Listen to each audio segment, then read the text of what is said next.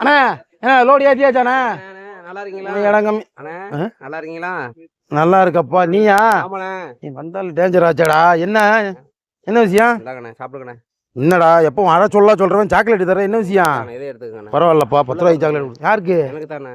ஆச்சரியமா இருக்காடா. பவுர் ஒன்றும் இப்படி பெருசா தெரியலையாடா? இல்லண்ணே எனக்கு தானே, என் ஒய்ஃபுக்கு பிறந்திருக்குண்ணே. அப்படி சொல்றா தம்பி. சரி சரி சரி சந்தோஷம் சந்தோஷம். சரி அப்புறம் சிங்கக்குட்டி பிறந்துட்டான், இனிமே கவலை கிடையாது. சிங்கக்குட்டியா? ஆமாண்ணே. ஏன்டா இப்பதான் புள்ள என்ன இப்ப சிங்கக்குட்டிங்கிறா? ஆம்பளை பிள்ளையா?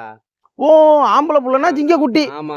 அப்ப பொம்பளை புள்ள என்ன சொல்லுவியா? எல்லாமே நம்ம புள்ள தானே. ஆம்பளை பிள்ளை என்ன பொம்பளை பிள்ளை எல்லாம் நம்ம புள்ள தான். அப்படி சொல்றா வெண்ண. அது விட்டு சிங்கக்குட்டி இதுன்ற. சரி சரி சொன்னா என்ன அப்படி சரி விடப்பா அதெல்லாம் கோவப்படாத. சரி புள்ள எப்படி பிறந்துச்சு? அதான் சொல்ற பறையா, அசிங்கமா கேக்குற, பச்சையா கேக்குற. நான் எங்கடா பச்சையா கேட்டேன்?